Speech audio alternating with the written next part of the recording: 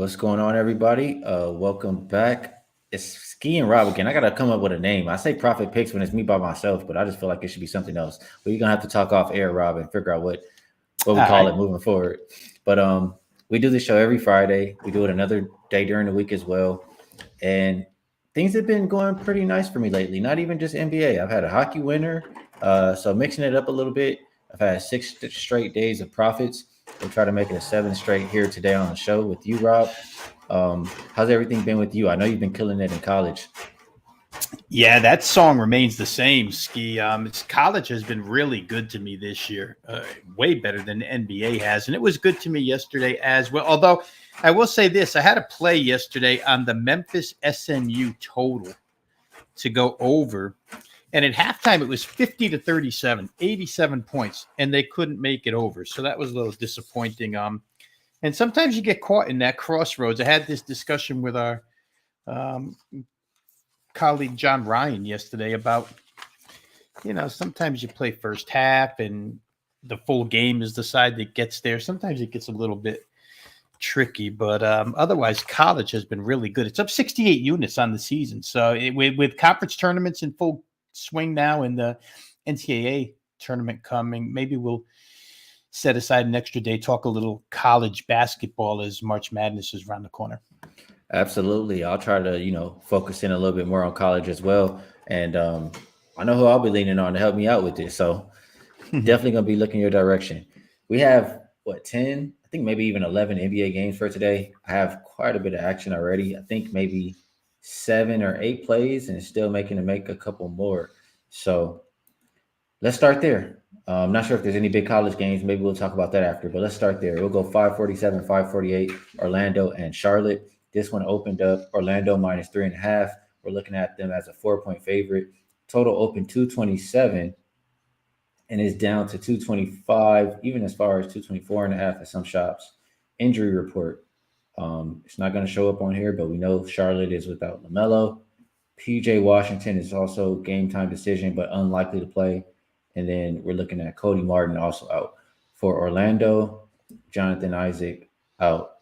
This one was just a fairly simple handicap to me. I just feel like, and they're talking about your printers. Yeah, we heard Veno getting Yeah. prepared over there, Yeah. getting his info ready.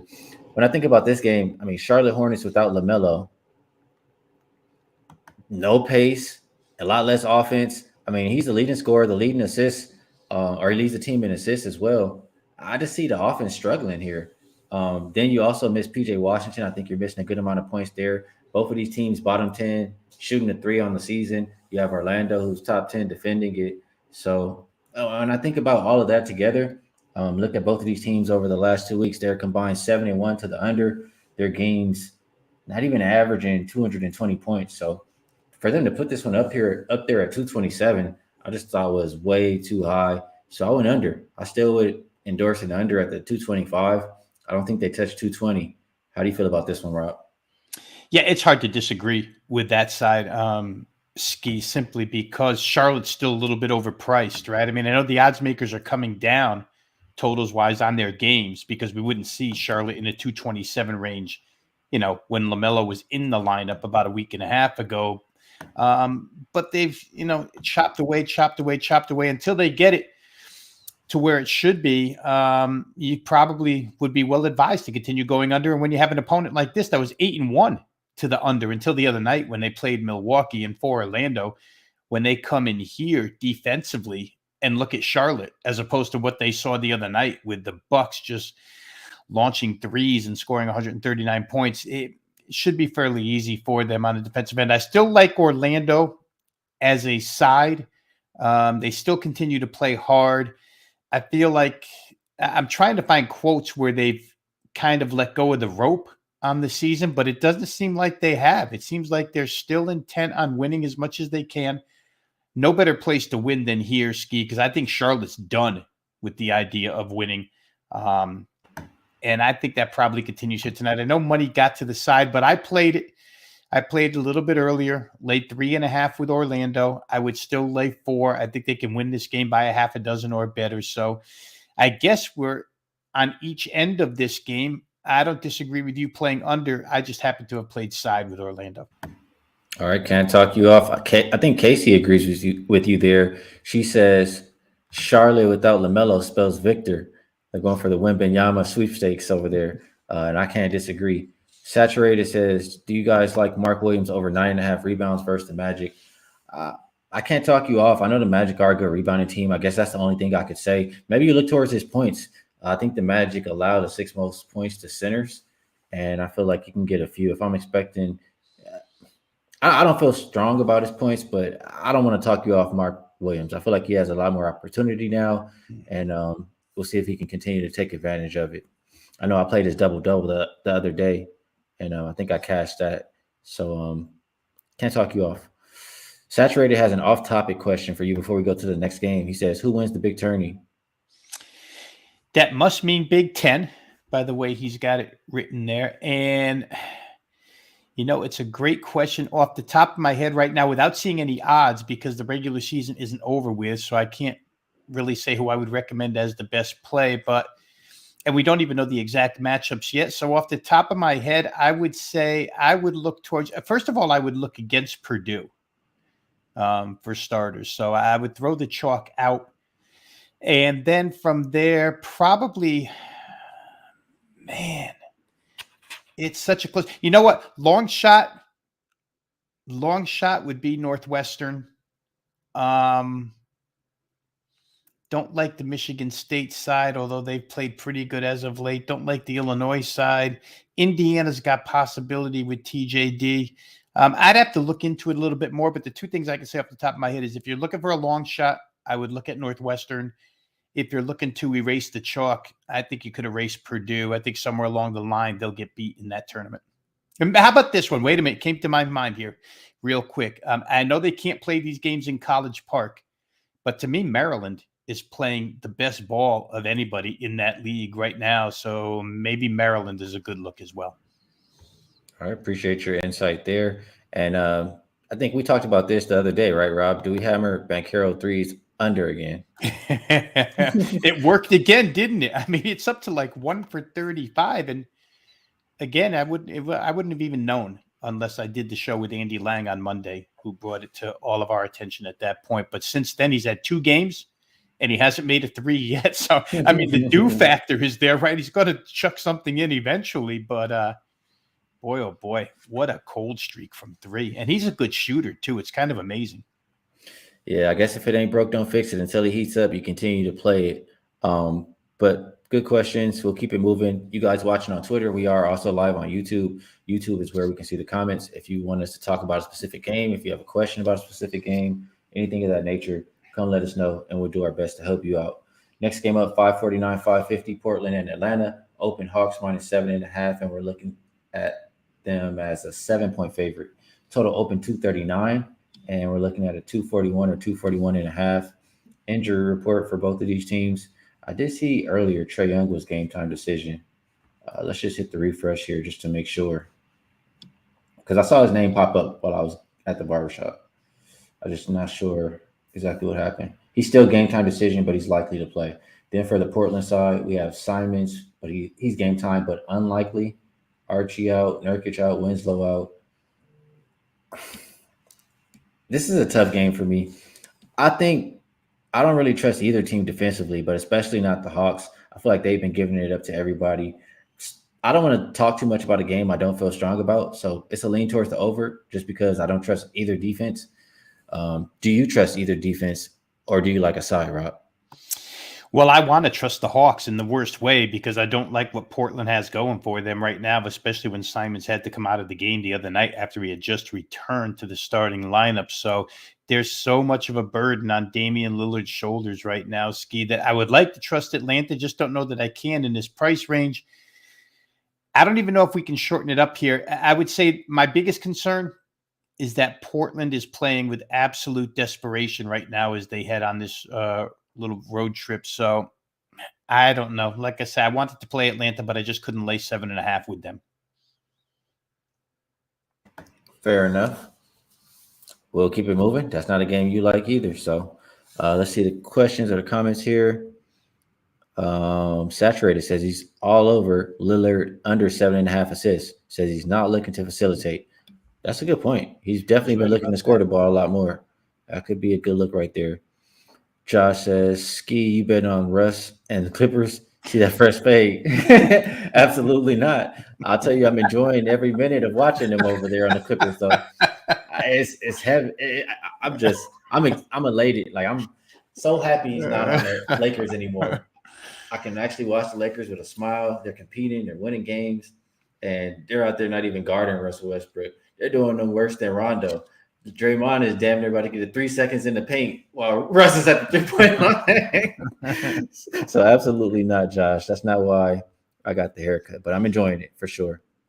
Casey says Simons did cardio in his time on the court. Only thing he did was screw up Portland's rotations. Yeah, it takes some time when you get back in that lineup. So a good point there. And Saturated says Dame had 0 assists last game. Under 7.5 sounds better and better by the minute. Good call out by you there. Let's keep going. Next game on the list, we will go 551, 552, Brooklyn and Boston, and another game that I really do not want to be involved with. So I'm going to just quickly pass it to you. It opened Boston minus 10.5. We see them as an 11-point favorite. Total open 226.5 and up to 227. I guess the one thing I'll say is I think of them as supposed to be a really good defensive team, but shit, the last 2 weeks they're giving up 130 points per game. Boston all year long has been good scoring at the house, right? They're averaging 121.1 points per game at home. Boston team total, is that the way to go here, Rob, or how do you feel about this one? Yeah, it's the way I went, Ski. I played Boston team total over the 119. We caught them the other night in a pretty good situation where they were down to 112 as a team total against Cleveland. I think you and I were on Wednesday when it was kind of head scratching to me that Jaylen Brown came back into the lineup and they bet against Boston and they bet the total downward. Of course, Boston didn't cover because Donovan Mitchell made sure Cleveland got to the number, but the game went way over and Boston's team total went way over. Everything I said the other day applies. You said half of it right there. In Boston Garden, they've been terrific shooting the basketball. They bounced back with a big 3-point effort the other night. Jason Tatum had a big night. They just score at home. And like you say, the Nets' individual parts spell a lot of defense, but together, the sum of those parts they haven't gotten together yet as far as any type of defensive cohesion. So I'm going to try Boston over that team total one more time over 119 here. That sounds good to me, Rob. I think I'm going to join you on that. I just wrote it down on my short list here. Thought I was on mute, so sorry if you guys heard all of that. But when I was thinking about it more and more, it just makes too much sense to probably pass it up. So Boston team total over, a consensus between Rob and myself. Next game up, might have another consensus here. 553, 554. New York Knicks heading into Miami to take on the Heat. This game open Heat -1. We've seen a flip of favorites. We now see the Knicks -3, even 3.5 over there at DraftKings and Bet Online. Injury report for this one. Let's take a look and see if that is why we see a line move. For New York, nobody's on there. They're healthy. They're healthy and they're playing good basketball right now. Miami, I see Jimmy Butler game time decision.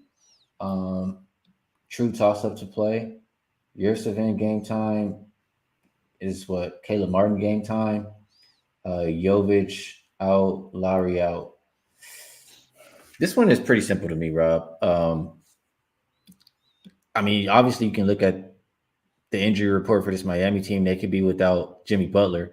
But just also looking at how both of these teams have been playing. I think the last 2 weeks, Miami's won 1 game. And I know the Knicks, I think they're on, a 5-game win streak at least. I know they've won 4 in a row, probably 5+. But I trust them right now, and especially in the first half where they're 43-19 against the spread. They're 6-3-1 their last 10 first halves. They've covered 4 of their last 5.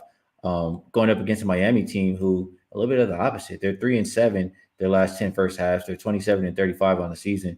And at home, they're not any better. 0-5 the last 5 in the first half against the spread, 2-8 the last 10. So I'm just looking at that. You can look specifically at these, post All-Star first half margins. New York is plus 13.75. Miami is minus 7.5. I just think everything lines up. If it ain't broke, don't fix it. Take the Knicks first half minus the 1. What do you think, Rob? And Casey, to answer your question, she says, I guess that's what it sounded like. I did answer it already. She says, no way you're grinding on live ski. She said, I hate him, I guess. No, it was just me ruffling the papers and writing notes. But how do you feel about this one? Do you agree Knicks first half, Rob?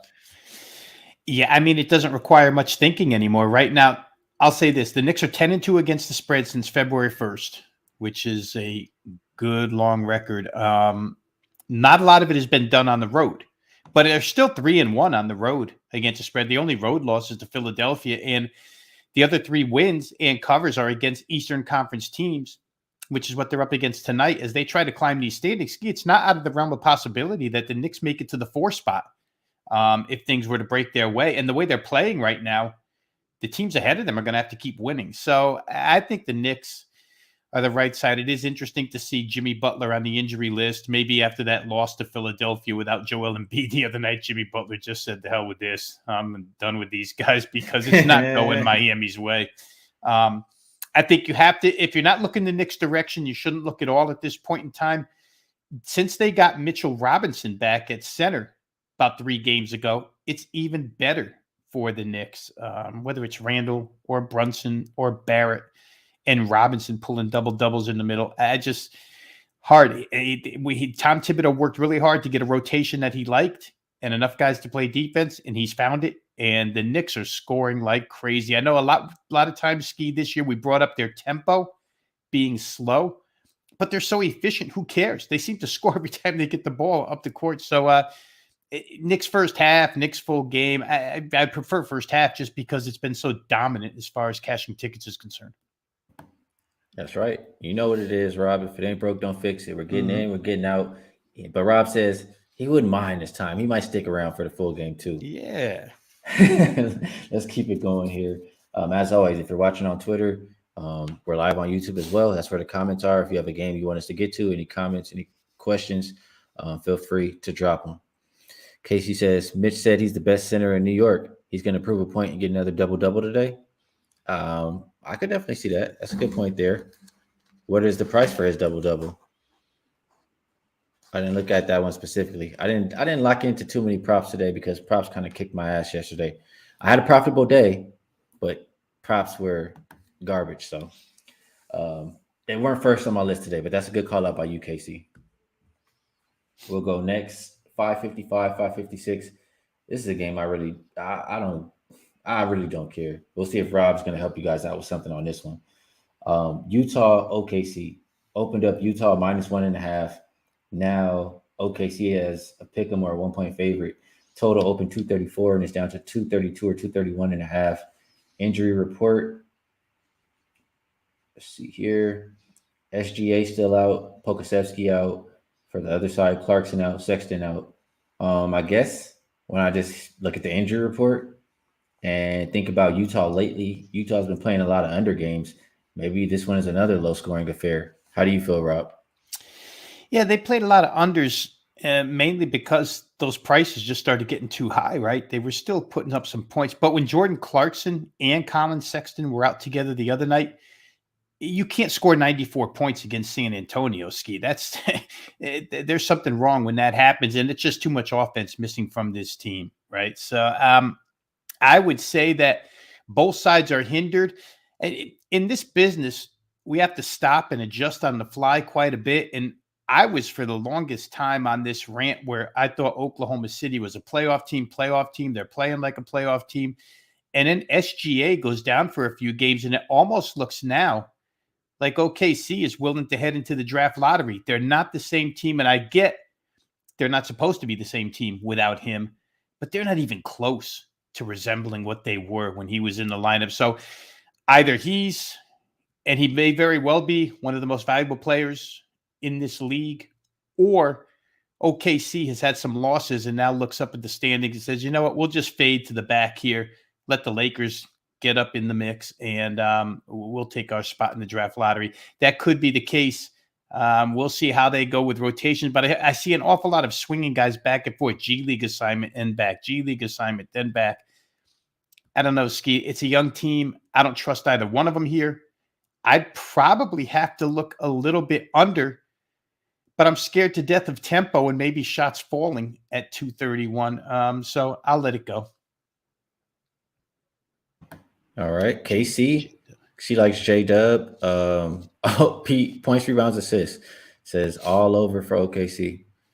All right. Like I said, I'm going to lean on you with the player props. I know you did your research, KC, and I did. You looked into the player props more than me. That's what I'll say for today. I'll help out with the size and totals, and I'll try my best to have a little bit of input on some player props today. Next game up, but Casey, it seems like she got you covered in the chat. Next game up, we'll go 557, 558, Phoenix and Chicago.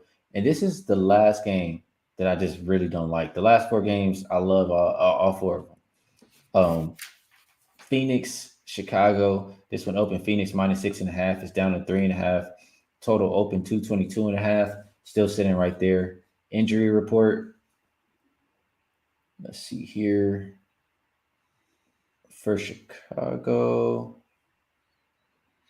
looks like Green is the only person out. Javonte Green. For Phoenix, Terrence Ross, game time decision. Landry Shamet out. Everybody else is going to be healthy and in the lineup. All I'll say about this one, I guess, is Chicago, I trust them to play defense right now. That's been the one thing that they've been pretty consistent with. Other than that, I don't really want to look at them to do too much. And with their starting lineup, with the guards as far as Patrick Beverly and Caruso, that makes me think it's more of a defensive lineup. And with Phoenix, I just think it's going to take a little bit of time for the chemistry to get there for them to really start lighting it up offensively. So if I'm playing this game is under the total, are you looking to play this game, Mr. Veno? Yeah, I got hurt the other night thinking that Phoenix would go over their team total. They did not. They got to 105. They won comfortably, though. And Kevin Durant looked like he fit right in as if he had been there all along, right? He walks on the floor. He goes 10 for 15 from the field. So that starting lineup is probably a shade better than what Chicago's going to march out there. But what's even better is when Phoenix gets to the bench against the Chicago bench. I'm going to second your idea on Chicago playing low-scoring games because what they've done besides focus a little more on defense is they've slowed down. Chicago's going really slow. Now, the other night, they had a really high-scoring game against Detroit, but Detroit forced them to play fast, and I don't think Chicago feared them whatsoever. Phoenix won't force them to play fast. Chris Paul's going to be Chris Paul. And if you get one low-scoring quarter here, Ski, you're probably under this total for good. I don't think they can rack up like a 75-point quarter in this game to challenge what, perhaps a 27-21. So I think that would be my look. But I am a bit baffled by why this number came down. I mean, I don't understand a move from 6 down to 3.5. One of the best teams in the West against a borderline play-in team from the East just doesn't make a lot of sense to me. We're going to get right past this. We're going to get to some money, Rob. This is the money time now. The end of the card. All right. I woke up and I was like, this is where we getting paid for the day. So now I can get excited here. 559, 560, Memphis and Denver. Really good game for tonight. Opened up Denver -5.5, down to 5 pretty much across the board. Total open 232.5, up to 234 pretty much at most shops there. Injury report for Denver. I see MPJ game time decision, but likely to play. Same can be said for Aaron Gordon. Looks like Gillespie's out, Najee's out, but they've been. So nobody else. For Memphis, they still don't have Steven Adams back. What I think about this game is a few different things. Number one, we just saw these teams play less than a week ago. That game went under the total, and the bookmakers adjust this one even lower. So if you know, you know. That second game, we're going to roll with the bookmakers. We want that to be a lower scoring game. It's 61.9%, going back to 2013. And then outside of that, we always want to look at, after the All-Star break, when two of these top dogs play, these more elite teams, especially when they're in conference, we think they're going to play lower scoring games. It's going to be more of like a playoff type atmosphere. They maybe want to send a message to some of these other teams and let them know, I'm better than you. We can beat you. And I just think it's more defense in these kind of a game than not. So Memphis, they've been the fourth best defensive rated team post All-Star break. Denver not really playing with any pace. Denver really good defending the 3. Memphis not good shooting the three. I just think this one is a lower scoring game. I don't think they make it to 234. Do you think they make it? It's a good question, Ski. I mean, they made it with the Clippers the other night. The Clippers not necessarily the same. Well, I don't know. Memphis puts together these great defensive statistics, number 4 overall. Then I watch them play, and sometimes they look a little scattered. I don't know. They do it in sections of the game when they really want to. I think Jokic, and first of all, I'm going to credit Xavier Tillman for the way he's been playing center. I mean, without Steven Adams, you would think it would be a bust in the middle for Memphis, but Xavier Tillman is out on the break with these guys. He's playing really, really good basketball right now, but he's no match for Jokic. And so for the prop people, if you're looking props, you might want to look Jokic's way. Denver's offense is so efficient. I don't know if Memphis's defensive numbers hold up against them.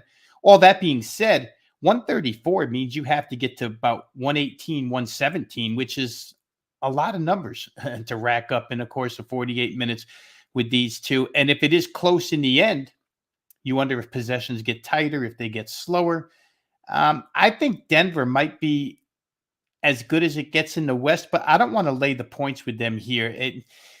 It's hard for me, Ski, because we always mention how Memphis talks and they really don't put up what they talk about. But I'm a little fearful of them right now. They seem to be on a pretty good roll at this point in time, and plus points might be a good way to go. So I took a short look at Memphis. I didn't play it yet, but I'm not going to disagree with you under the total because I don't have a feeling one way or the other there. All right, well, I like this one quite a bit. This one will be in my pocket. I'm going under the 234, Memphis and Denver. Let's keep going here. Casey says she took Jokic rebounds. Saturated says if Jaren Jackson Jr. gets in foul trouble early, this will be blowout city. And I thought I saw – no, that was it. That's all the comments there. So we'll keep moving here. Next game up, we will go 561, 562. LA Clippers heading into Sacramento to take on the Kings. Open Kings -5. They're up to about an 8 or 8.5 point favorite. Total open 241. And it's down to about 238.5 or 239 here. Injury report. I'm sure there's going to be something here. Let me actually refresh because this line has moved quite a bit. So for the Clippers, Kawhi is listed as out. Zubac is game time decision. Norman Powell, game time decision. Morris, also game time decision. For the flip side, the Kings, De'Aaron Fox, game time decision. He could be out. And same could be said for Rashawn Holmes. Well, Rashawn Holmes is very likely to play, but they do have him listed. So I know these teams did just play. They played a double overtime game. It was the highest scoring game I've ever seen that I can remember. It was like 175, 176 or something like that. But, I mean, you're going to be missing Kawhi. He had a 40 ball in that one. Paul George, I heard him say, I mean, I wouldn't be surprised if he pops up on the injury report later. He said he's going to see how he feels today. He had, I think, a 40 ball too. And De'Aaron Fox, the other person with a 40 ball, could be missing in this game. So you're already missing a lot of offense. Clippers team just played last night. The under, my bad, I have this one. The under is 16-10 without Kawhi so far this season. And then I'm just looking at, this one is on Sacramento, and it's pretty much just saying, this is a system right here. I'm going to try to read it out. It's a little bit more of a complicated kind, but it's saying that the team's average points at the site plus the team's opponents, plus their opponent, the amount of points that their opponents gives up on average at the site. And when I say site, that's home and road. Plus the average, they're more of a, they're greater than a 45% over team. So they're not a dead under team. And it's just pretty much saying this system, when I read it out like that, or let me read it again. So teams average points at site plus opponents average points allowed at site is greater than the total by 10. So that's saying that the total is a little bit too, the total is way off for a reason in this one. And it's a team that's not really an under team. I guess that's what I have here. I don't know why I didn't write it out correctly. Maybe that's why I'm fumbling this one. That's my bad. I should have did better. Maybe I'll have to look it up on the database while Rob is talking, but it's listed as 384, 233, 19 to the under. That's 62.2%. and that's as far as the database goes. So even besides that, a lot of reasons for me to think this one is lower scoring. I know they've been playing faster, but I think this one stays under the 239 number tonight. Do you, Rob? It very well could. I mean, Malik Monk is the other guy who had 40 plus in that game the other day when it was 176, 175. And I don't know, is Malik Monk going to get 41 again? Probably not going to happen. So you'd probably lean toward under. I think the play here was right away last night just to jump on Sacramento in anticipation of the Clippers resting guys, which is what they did with the Golden State game, right? Golden State went from 5.5 right down to 4 because the anticipation is that Steve Kerr will rest guys in back-to-backs. If you did that against the Clippers here, you only laid 5. Now you got to lay 8.5 with the Kings. I'm not so sure you want to get caught up in that. But I do know this, Ski, that the Kings still sit number 3 in the West, and they're going to play as hard as they can to win the winnables, so to speak. And if the Clippers rest guys here, that could include Paul George on top of Kawhi, then they're the right side of the game. I just don't want to lay this many points with them because I don't trust them defensively. If you're looking for props, I'm trying to think off the top of my head. I mean, if Kawhi's out and Paul George is the only guy in, then you have to play Paul George in some capacity because that's where the points will come from. And I don't want to be on the Clippers. You know, Teddy gave a great quote. I was on Wager Talk today, this afternoon, Ski, earlier. And Teddy said he was reading a quote from Russ prior to last night's game. Yeah, so what? We're 0-3. The last 3, we're fine. And then he comes out last night and throws the ball all over the place, and they get destroyed in the second half. So the Clippers, if ever there was going to be a night where they got the job done, it would have been last night. And they had that thing at halftime in pretty good shape. They didn't get it done. I don't want to trust them tonight against the Sacramento Kings. But I would think that if Paul George goes, you want to be looking at Paul George props. Nothing's listed yet, I think, because of the indecisiveness as to who's going to play. But maybe you want to look Paul George's way if you're looking at the Clippers. Good point. Casey in the chat says she thinks Ty Lue is going to preach defense in this game. Sean Marion says he likes the under as well in this Clippers Kings game. So lining up a little bit here on this one. I don't know what I was doing. I was just looking at my chicken scratch rather than looking at the actual system on the computer. But regardless, system lined up on it. There's plenty of other reasons when you just look at X and O's and how team played yesterday, how team played without Kawhi, et cetera, et cetera. So we like the under in this one, and the market does agree. So we'll keep it going here. Next game up on the slate. Let's see. Sorry, I'm a little bit disorganized now. That system thing just threw me off. Got to write them out a little bit better. Next game up, 563, 564. We're looking at New Orleans and Golden State. This one open Golden State minus 5.5. We see them now as a 5 or 4.5 point favorite. Total open 231.5. And we're looking at 230.5 as the current number. Injury report for Golden State. Wiggins, game time decision here. Iguodala, game time decision. Still going to be missing Steph Curry and Gary Payton the third. On the flip side, Valanciunas, game time decision, but he's unlikely to go in this one. Alvarado is also out. Liddell, Nance, Richardson, Williamson, all out for this Pelican side. So for me, Rob, I just feel like I know Golden State played yesterday, but they kind of ran away with that game at the end, right? So I don't think it was too taxing, even though they did have to do a little bit of a comeback. But this Pelicans team, they always, for some reason, just get a good situation versus Warriors. Like, I feel like every time they played them, it was when the Warriors are on a back-to-back. Now, they're on a back-to-back again here, but like I said, it wasn't too taxing in my opinion. And I want to bet on the Warriors just because I know how strong they are at home. Let me put the numbers to it. I do have it right here. Warriors are 26-7 straight up, 21-11 against the spread. And the Pelicans are poor on the road, 11-21 straight up, 12-19 against the spread.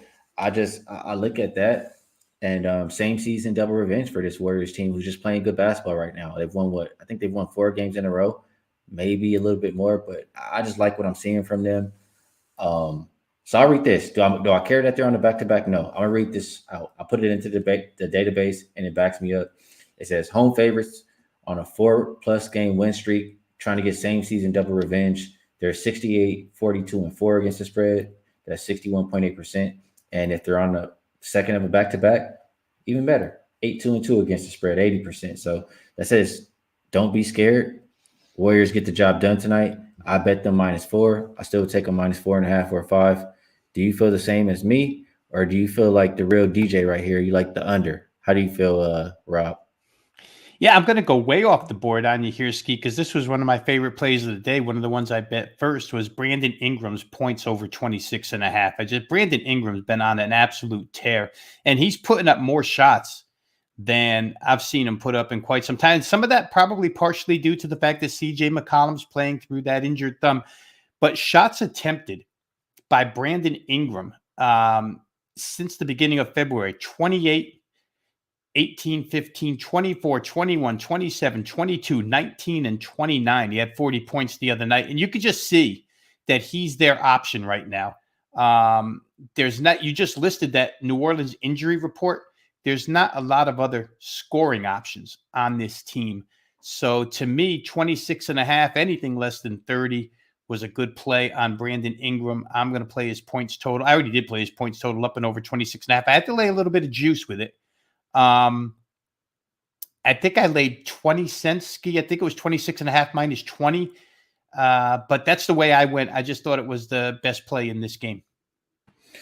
So I'm going to push back a little bit here, and I don't have numbers in front of me, but top of my head, I feel like Brandon Ingram's point prop has been 25.5 or more for a good while now. And I know he's been scoring, but I feel like a lot of those games he's been ending on 25. Is that what you're saying? Yep, I've got 5 out of 9 going over 25. There's 3 games, Ski, that landed exactly 25. Okay. One being the Lakers, one being Orlando, one being Cleveland. All 3 of those all landed, and the Pelicans did not score well in any of those games. 93, 102, 107 in those games. All right, fair enough. So Rob looking towards Ingram. I'm liking Golden State here. A couple different ways to play that game. Some people in the chat liking the under. Different ways to like. Let's see. Casey says she bet Kawhi points to get her against the Warriors, but Kuminga and Dante had him in hell in that second half. Yeah, she's a Warriors fan. If you didn't know, she's always locked in. She'll let you know what's going on in Golden State. Last game on the board for NBA, we'll go 565, 566. Minnesota, LA Lakers opened up Minnesota -1.5. We still see them. I feel like it's flipped. The Lakers were a favorite for a little bit. Now the Lakers are back to an underdog, so still Minnesota -1. Let's glance at the injury report and see if we can figure out why he's been moving so much. For the Lakers, Schroeder is game time but likely to play. Anthony Davis is game time decision. We don't have likely anything. He's just a true game time decision. But I do think he's going to play. If he doesn't, he's fucking soft. They are going to be without LeBron James and D'Angelo Russell. Minnesota, they're going to be without Karl-Anthony Towns, obviously. Noel is game time decision. Everybody else is going to be available to play. What I'll say about this game, I feel a few different ways. Number one, let's just talk about the side a little bit here. If D'Angelo Russell was playing, right, I think the Minnesota Timberwolves would really want this game. They did not like him in that locker room. They've been performing, a little bit better without him as far as on the year. And I just know everybody's happy and they'll want to stick it to him. So with him not out there, I don't know that this is one of the games that they desperately care about like they would have. I know they're still in the playoff hunt and all this good stuff, but I'm just saying it would have had an extra asterisk next to this game had D'Angelo Russell played. And Minnesota does have a game tomorrow. They have to keep that in mind. If this one is getting out of hand, hey, they could pack it up and just live to fight another day. You know what I'm saying? On the flip side for the Lakers, we know it's pretty much desperation mode. This is one of those teams who's in front of them that they need to leapfrog in the standings if they want to make the playoffs. And I'll look at this. It's a chance for them. I know it was early in the season, but it's a chance for them to get same season revenge. We'll look at home teams off of a win at a rest disadvantage, trying to get the same season revenge in conference. I'm getting specific with this one just because I want to know what the Lakers do in this situation. In conference after All-Star break, when their opponent is on back to back. Or my bad, when their opponent is on the front end of a back to back. And it's saying that those teams are 98-59 straight up, 62.4%. That says that the Lakers should get a win here at the house. When I think about it all kind of different ways, it all lines me up on the Lakers. When I look at the post All-Star stats, Lakers have been a better offensive rated team.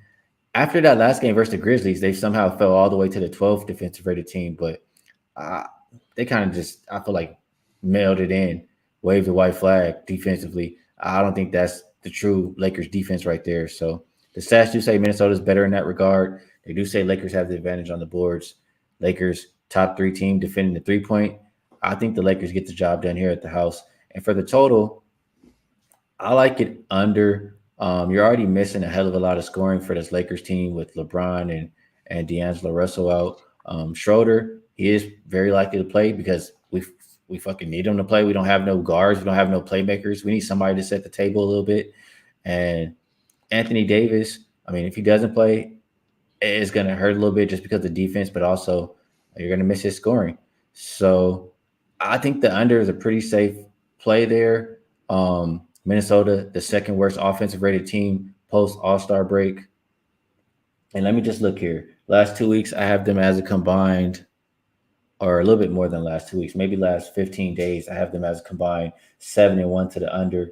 And those games combined average, do quick math in my head, they're combined average maybe around 224-ish points. And I get to well under what we're looking at today. So I like Lakers, Minnesota under.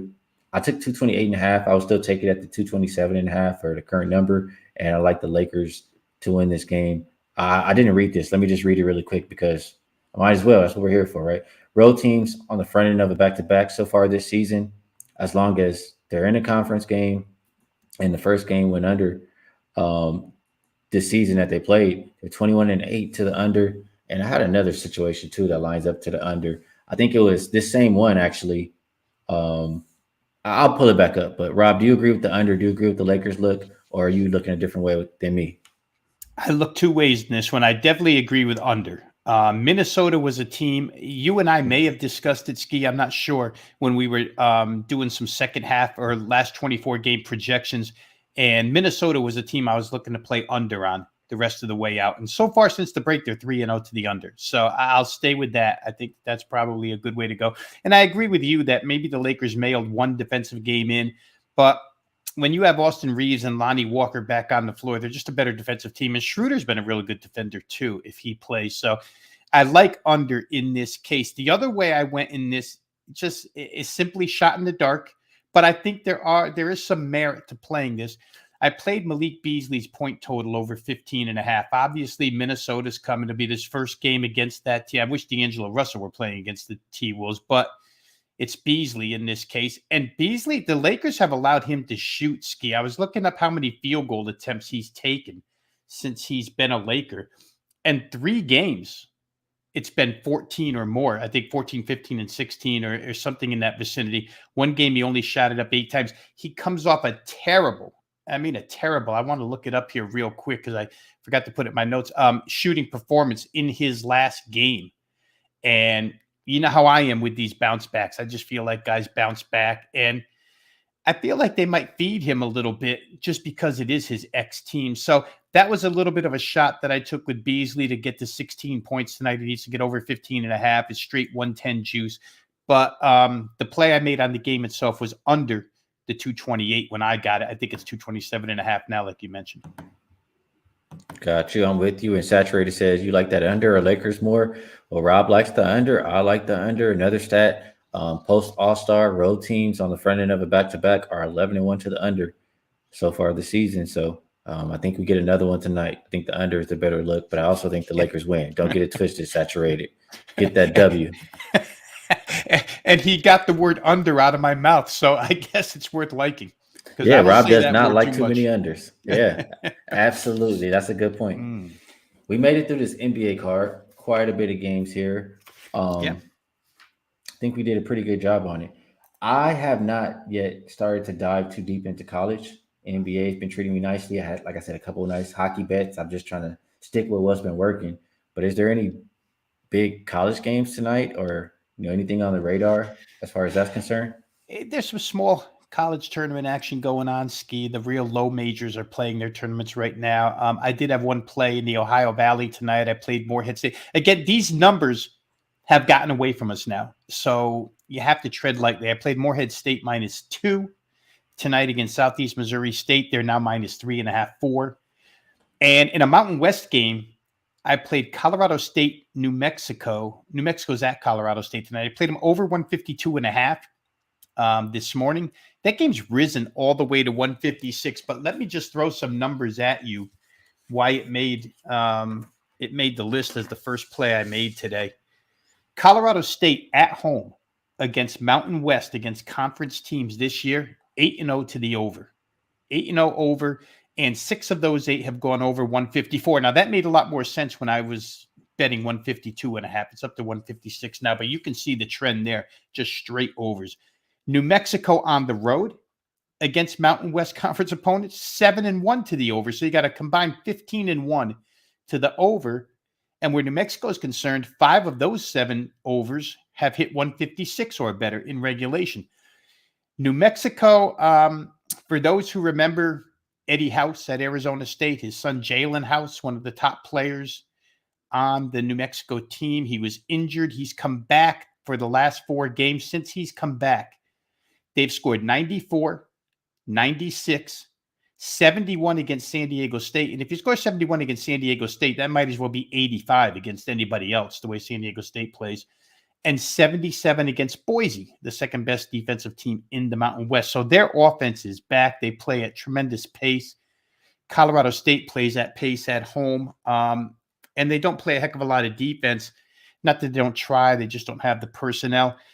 If you don't feel comfortable at this point in time playing over 156, I would say this, because I looked a little deeper into it. Colorado State's last 12 home games have all gone over the second half total. They seem to tread a little light in the first half, and then everything breaks loose in the second half. So 12-0 to the over, second half at home for Colorado State. And New Mexico on the road, second half, 9-3 to the over. So again, you have a 21-3 mark. If you're patient enough to wait around till halftime, or if you want to do some in-game stuff, if it gets off to a little bit of a slow start and that algorithm comes down, you want to bang away at in-game, I wouldn't blame you. But I happen to still think there's room at 156 for this to go over. That's one of the ones I played. The rest of the stuff tonight, Ski, is not really major conference. And I didn't bet a heck of a lot other than those 2 that I mentioned, although I am looking into a couple of things here tonight where conference tournament play is concerned. So we'll see if I have anything additional, but that's what I played here so far. All right, good stuff, Rob. And I haven't delved into college yet, so I'm glad you're able to at least give the people a little bit of something there. Best bet time, promotion time. Is there anything you would like to promote? And one play, or however many plays you like, if there's more than one best bet that you maybe like more than the rest. All right, so let's go ahead with what we need to promote, which is wagertalk.com. That's where you'll find all the work that I do, whether it be video analysis like you're seeing here with that me and Ski do each and every day. You find shows like this over at wagertalk.com Monday through Saturday now, as they've added a new show called Last Call, which we were both part of last night. Kind of a unique addition to the Wager Talk video list, where you, about an hour before tip-off, get a real good shot to see the injury list and make some last-minute adjustments to your day. So once again, find all the video content at wagertalk.com. If you're not currently a member, it's really simple. Just go to the site, put your email address in. You'll get free access to all the video content provided over there, wagertalk.com. Selection packages. I'll promote, and I don't do a good job of this, Ski. I don't like to, promote too much, but college basketball has been really, really good to me so far this season. And we're heading into the major part of the year. If you're a college basketball bettor and you want to dive into selection packages, mine are up and available at wagertalk.com. And I know there's multiple specials going on over there at wagertalk.com right now. So go ahead and visit. And as for best bets, I'm going to go back. You know what? I'll do one prop and one game, because I do like the Brandon Ingram prop over 26.5 points. I'll side with that. And as far as game is concerned, I'm going to go back to the beginning when we talked about the team total with the Celtics. The 119 just seems a little light to me, the way they're capable of scoring and the way Brooklyn just can't seem to find anybody on defense right now. They're just giving it up in droves. So I'm going to take Boston team total over 119, and I'm going to take Brandon Ingram over 26.5 points. Good stuff, Veno. Yeah, and like you said, you find all our work over there at wagertalk.com. For my best bet, I'm gonna be real. I really like all my bets today. There's one I played more than the rest, and I can't really give it here just because it's, I can't give it every day. Yesterday on the shows I did, I gave out whatever my best bet was on Wager Talk on there. I just can't do it every single day because it's unfair to the people who go over there to get it. So other plays that I like, I'm gonna give you two. I think you have to play. I'm gonna tell you this. I woke up and played it. If it ain't broke, don't fix it. Knicks first half -1. I'm riding it till the wheels fall off. I just think that's something you should have in your pocket. But outside of that, a game I really, really like today, I guess this is the best bet. Lakers, Minnesota, under the 229. Like I said, front end of a back-to-back for a road team in a conference game. After All-Star break, it's 11-1 to the under so far this season. Plenty of reasons I gave you in the breakdown to take the under in this one. So we'll expect a lower scoring game. Mr. Ravino also, agreed. So I like that, and that'll be the best bet for the show. I appreciate you, Rob, for taking the time to come share all the info and do the show with me. And we appreciate everybody in the chat for coming, taking the time to watch and contribute and ask questions and all that good stuff. So it's been, like I said, I've been doing pretty well. I don't want to jinx myself. 6 profitable days in a row. Hopefully we can make it 7 here today, and we can continue to give you guys some winners. Good luck this weekend. We'll be back again next week. We'll tweet out whether it's Tuesday, Wednesday, Thursday, but we'll definitely be back on Friday, and we will see you then.